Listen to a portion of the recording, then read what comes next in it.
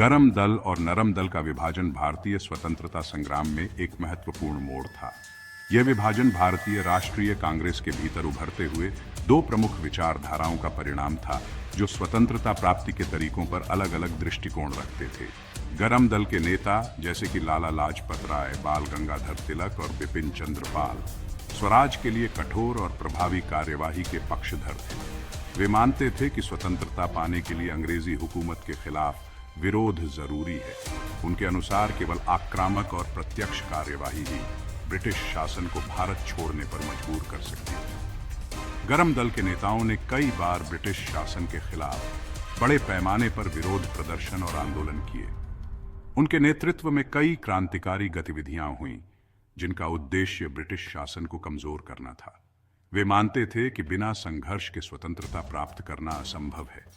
वहीं नरम दल के नेता जैसे कि गोपाल कृष्ण गोखले ब्रिटिश सरकार से संवाद और शांतिपूर्ण तरीके से सुधार की मांग करते रहे। उनका विश्वास था कि बातचीत और व्यवस्थित तरीके से सुधार लाए जा सकते हैं। वे मानते थे कि अहिंसा और सत्याग्रह के माध्यम से ही स्थायी और सकारात्मक परिवर्तन संभव है। नरम दल के नेताओं ने कई बार ब्रिटिश अधिकारियों के साथ बातचीत की और सुधारों की मांग की। उनका मानना था कि भारतीय समाज को शिक्षित और संगठित करके ही स्वतंत्रता प्राप्त की जा सकती है। वे सुधारवादी दृष्टिकोण के समर्थक थे और मानते थे कि धीरे धीरे ही सही, लेकिन बदलाव संभव है। इस विभाजन ने कांग्रेस को दो अलग अलग विचारधाराओं में बांट दिया, जिससे भारतीय स्वतंत्रता आंदोलन पर गहरा प्रभाव पड़ा। गरम दल और नरम दल के बीच की इस खाई ने आंदोलन की दिशा और रणनीति को प्रभावित किया। हालांकि दोनों ही दलों का उद्देश्य एक ही था, भारत की स्वतंत्रता, लेकिन उनके रास्ते अलग अलग थे। इस विभाजन ने भारतीय स्वतंत्रता संग्राम को और भी जटिल और विविध बना दिया। गरम दल का नेतृत्व लाल बाल पाल त्रिमूर्ति, लाला लाजपत राय, बाल गंगाधर तिलक और बिपिन चंद्र पाल ने किया। ये तीनों नेता अपने समय के सबसे प्रभावशाली और प्रेरणादायक व्यक्तित्व थे। इन नेताओं ने भारतीय स्वतंत्रता संग्राम को एक नई दिशा दी। उन्होंने अपने विचारों और कार्यों से जनता को जागरूक किया और उन्हें स्वतंत्रता के लिए संघर्ष करने के लिए प्रेरित किया। तिलक का स्वराज मेरा जन्मसिद्ध अधिकार है का नारा भारतीय स्वतंत्रता संग्राम का एक महत्वपूर्ण हिस्सा बन गया। इस नारे ने लाखों भारतीयों के दिलों में स्वतंत्रता की आग जलाई और उन्हें ब्रिटिश शासन के खिलाफ खड़ा होने के लिए प्रेरित किया। गरम दल ने तीव्र स्वराज की मांग उठाई और इस आंदोलन को एक नए शिखर पर पहुंचाया। इन नेताओं ने न केवल ब्रिटिश शासन के खिलाफ आवाज उठाई, बल्कि उन्होंने भारतीय समाज में एकता और जागरूकता भी फैलाई। इन नेताओं की कठोर और प्रभावी कार्यवाही ने भारतीय स्वतंत्रता संग्राम को एक नई ऊंचाई दी, जिसे हमेशा याद रखा जाएगा। उनकी विरासत आज भी हमारे दिलों में जीवित है और हमें प्रेरित करती है कि हम अपने देश के लिए कुछ महान करें। नरम दल का नेतृत्व उस समय के प्रमुख नेताओं द्वारा किया जा रहा था। इनमें गोपाल कृष्ण गोखले, फिरोज शाह मेहता और दादा भाई नौरोजी जैसे महान नेता शामिल थे। इनका मानना था कि संवैधानिक तरीकों से ही ब्रिटिश शासन को चुनौती दी जा सकती है। उनके विचारों में अहिंसा और संवाद की प्रमुखता थी। विभाजन का प्रभाव भारतीय स्वतंत्रता संग्राम पर गहरा पड़ा। नरम दल और गरम दल के बीच की इस फूट ने कांग्रेस की एकता को कमजोर कर दिया। इससे ब्रिटिश शासन को भी फायदा हुआ, क्योंकि वे फूट डालो और राज करो की नीति अपनाकर भारतीय नेताओं को बांटने में सफल रहे। लेकिन इस विभाजन ने भारतीय जनता को भी यह सोचने पर मजबूर कर दिया कि स्वतंत्रता प्राप्ति के लिए कौन सा मार्ग सही है। स्वराज की नई दिशा गरम दल के नेताओं ने दिखानी शुरू की। बाल गंगाधर तिलक, बिपिन चंद्र पाल और लाला लाजपत राय ने स्वराज का नारा बुलंद किया। उनका मानना था कि बिना संघर्ष के स्वतंत्रता प्राप्त नहीं की जा सकती। उन्होंने भारतीय जनता को जागरूक करने का बीड़ा उठाया और स्वराज के लिए संघर्ष की राह पर चल पड़े। इतिहास में सूरत अधिवेशन का स्थान अत्यंत महत्वपूर्ण है। यह अधिवेशन भारतीय राष्ट्रीय कांग्रेस के इतिहास में एक महत्वपूर्ण मोड़ साबित हुआ। इसने भारतीय स्वतंत्रता संग्राम को एक नई दिशा दी और भारतीय जनता को यह सिखाया कि स्वतंत्रता के लिए एकता और संघर्ष दोनों की आवश्यकता है। सूरत अधिवेशन ने भारतीय स्वतंत्रता संग्राम की दिशा को हमेशा के लिए बदल दिया। 1907 का सूरत अधिवेशन भारत के इतिहास का एक ऐसा मोड़ था जहां से भारतीय स्वतंत्रता संग्राम के नए रास्ते निकलने लगे।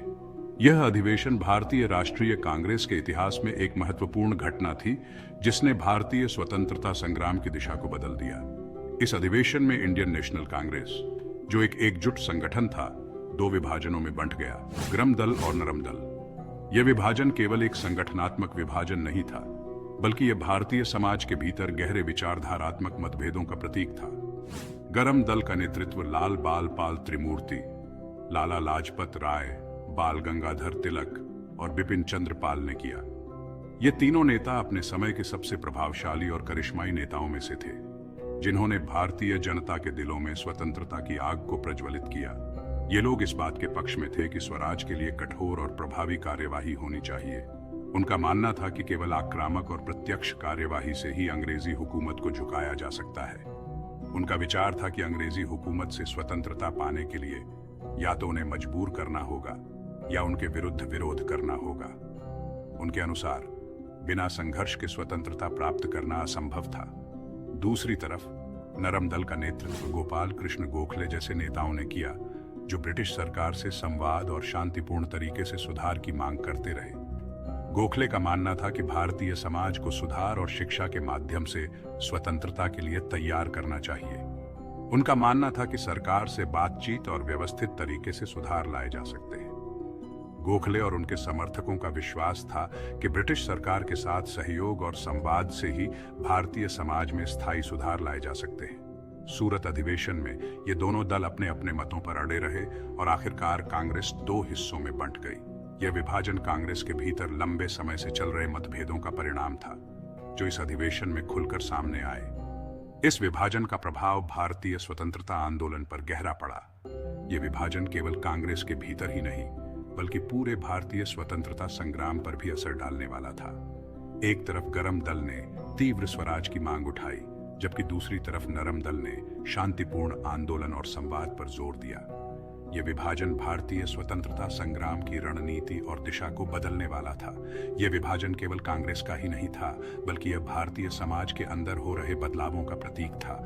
यह वह समय था जब भारतीय समाज में विभिन्न विचारधाराओं और दृष्टिकोणों के बीच संघर्ष हो रहा था। यह वो दौर था जब लोगों के विचारों में कठोर और स्नेही विचारधारा के बीच एक टकराव हो रहा था। यह टकराव भारतीय समाज के भीतर गहरे विचारधारात्मक मतभेदों का प्रतीक था, जो स्वतंत्रता संग्राम की दिशा को प्रभावित कर रहा था।